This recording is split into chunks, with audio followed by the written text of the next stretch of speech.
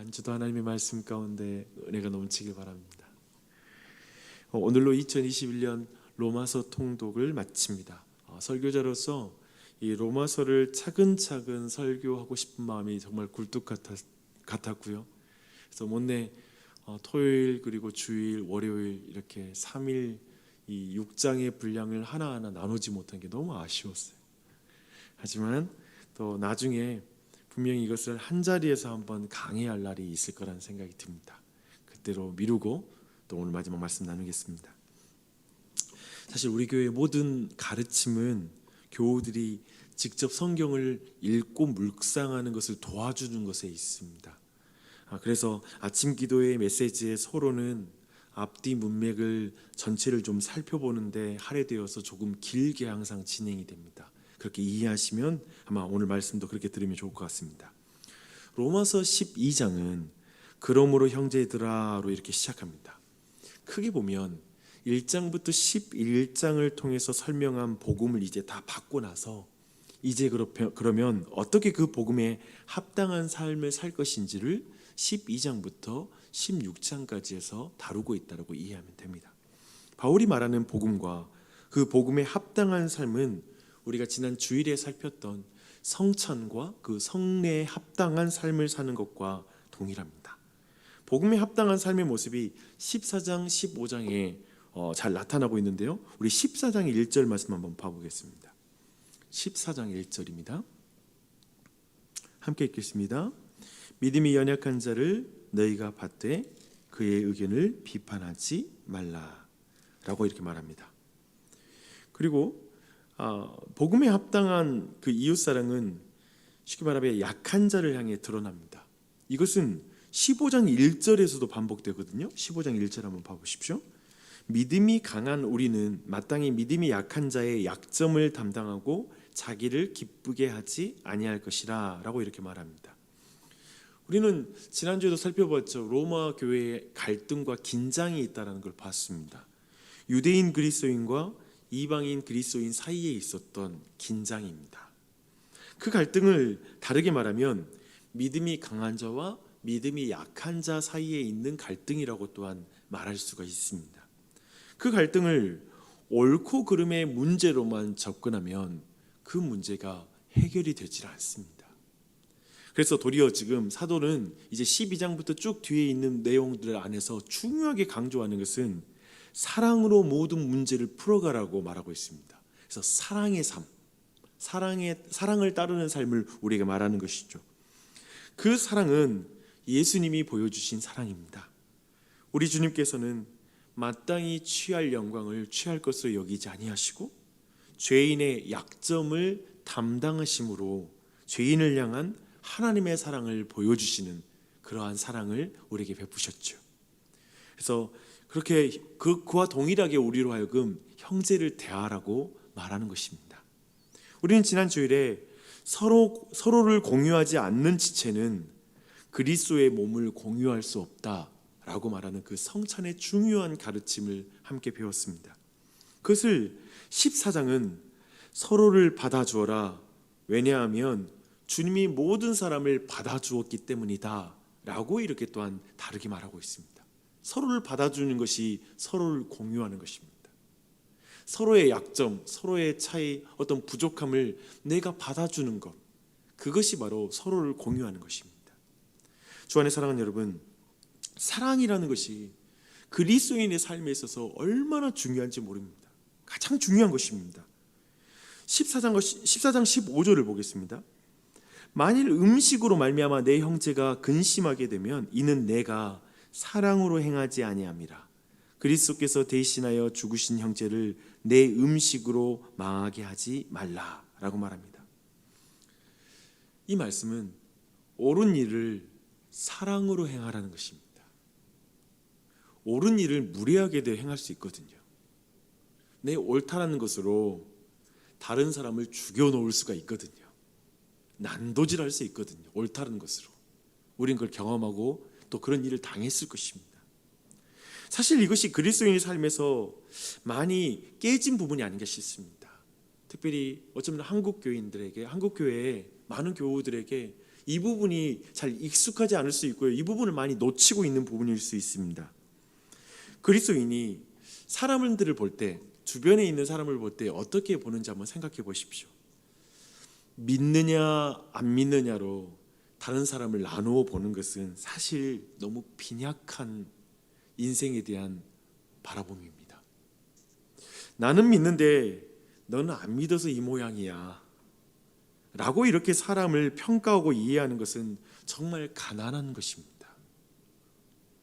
또 교인들은 또 어떻게 타인을 보나요? 비슷합니다. 나는 열심히 믿는데 왜 너는 그렇게 대강 믿냐? 라는 것으로 상대를 볼 때가 있습니다. 그래서 또한 나의 생각은 옳은데, 나의 교회를 향한 생각은 옳은데 너의 생각은 틀려 라는 것 때문에 교회 안에 얼마나 많은 다툼이 있는지 모릅니다. 아마 여러분 만약에 여러분 인생 중에 어떤 교회의 다툼과 갈등을 여러분의 인생 속에 봤던 경험이 있다면 그것이 얼마나 아픈 일인지, 그래서 교회가 쪼개지고 깨어진 것을 본 적이 있다면 이것은 정말 많은 사람에게 영향을 주고 있다는 걸 잘 알고 있을 것입니다.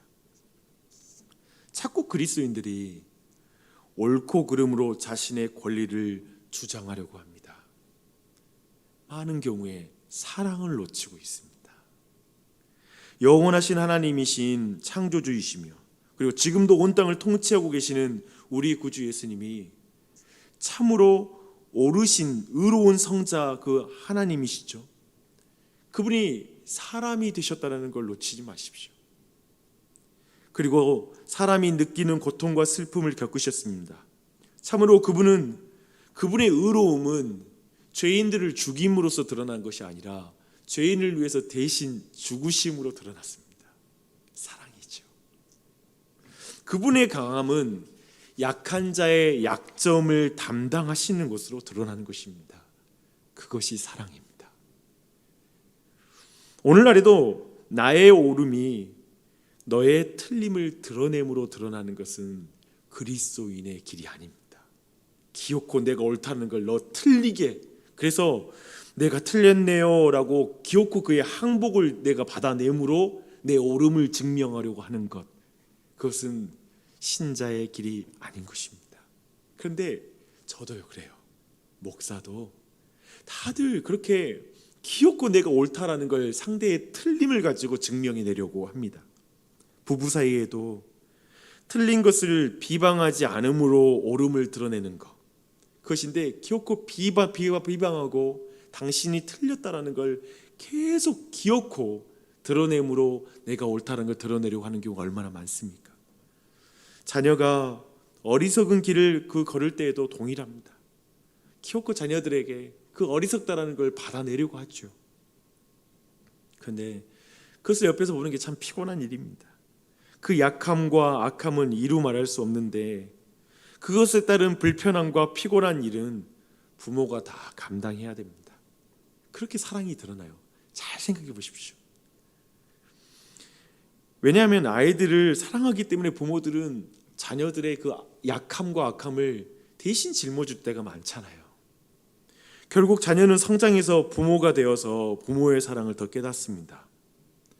부모의 강함은 자녀의 약함을 짊어짐으로 드러납니다.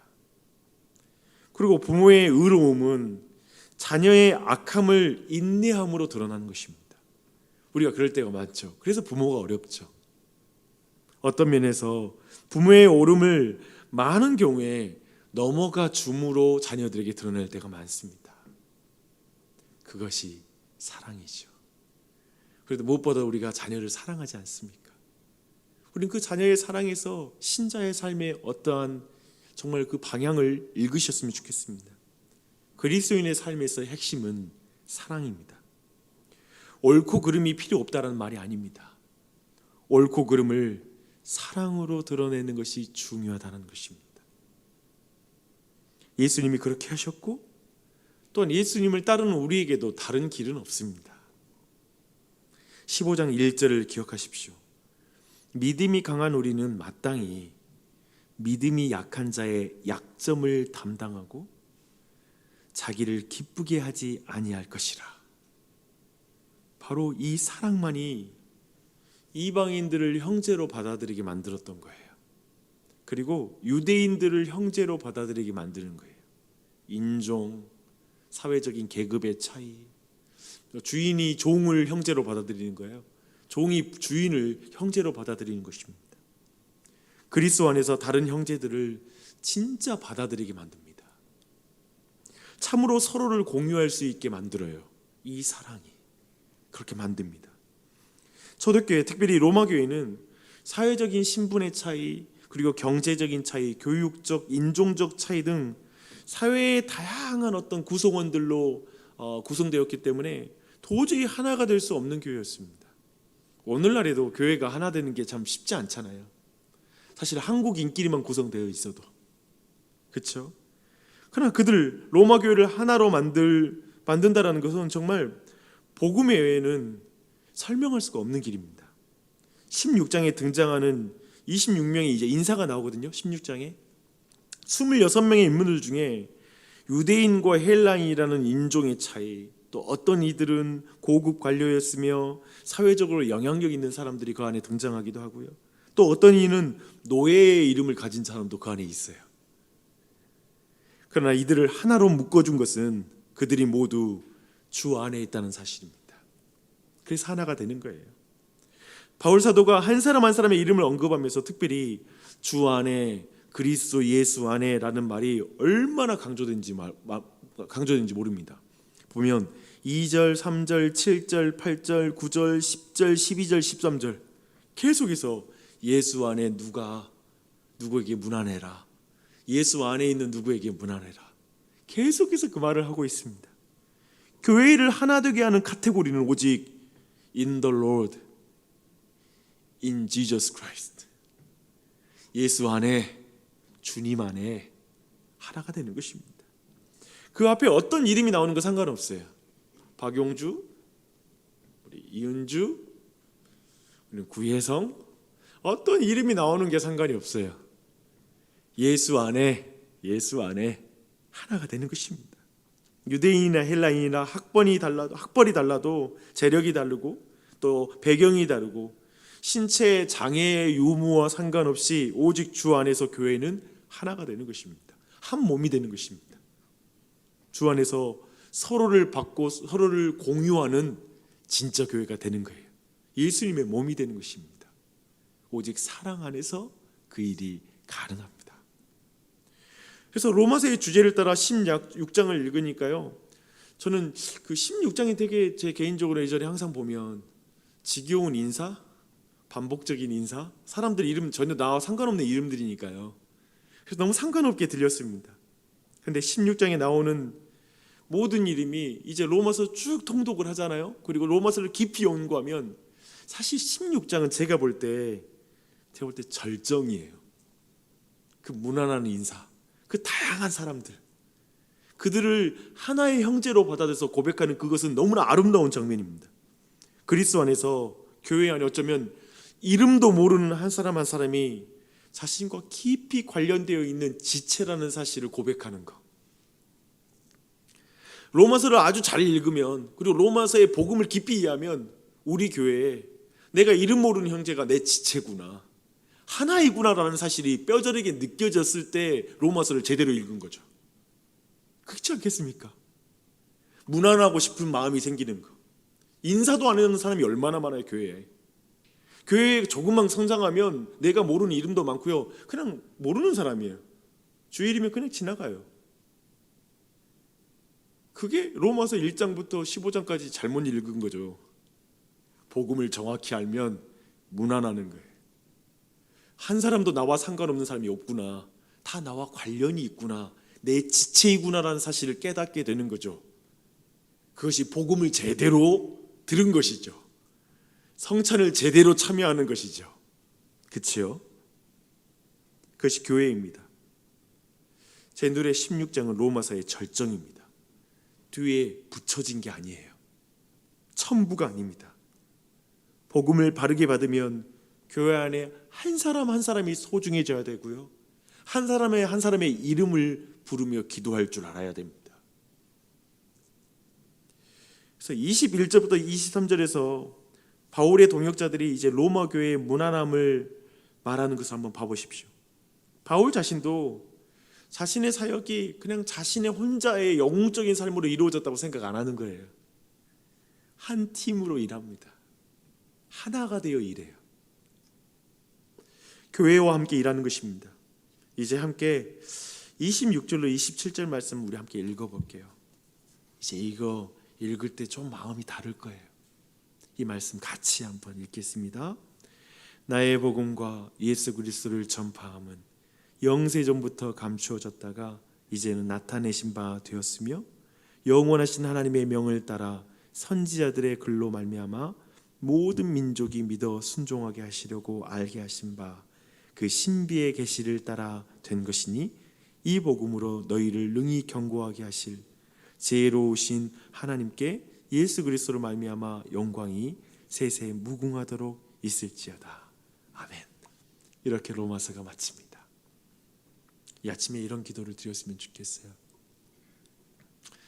하나님, 우리 믿음이 약한 내 배우자, 참 믿음이 약한 내 자녀들, 교우들, 이웃들에게 옳고 그름으로만 내가 잣대를 내세워서 평가하고 판단한 걸 용서해 주십시오. 주님, 제가 그들을 사랑으로 대하게 해 주시옵소서. 복음이 옳다라는 것을 겸손하게 섬김으로 드러내게 해 주시옵소서. 그렇게 기도하는 이 아침이었으면 좋겠어요. 내가 다른 사람 약점을 좀 감당하는 사람이 되게 해주세요. 약점을 지적하는 사람이 아니라 약점을 감당함으로 복음을 드러내게 해 주시옵소서.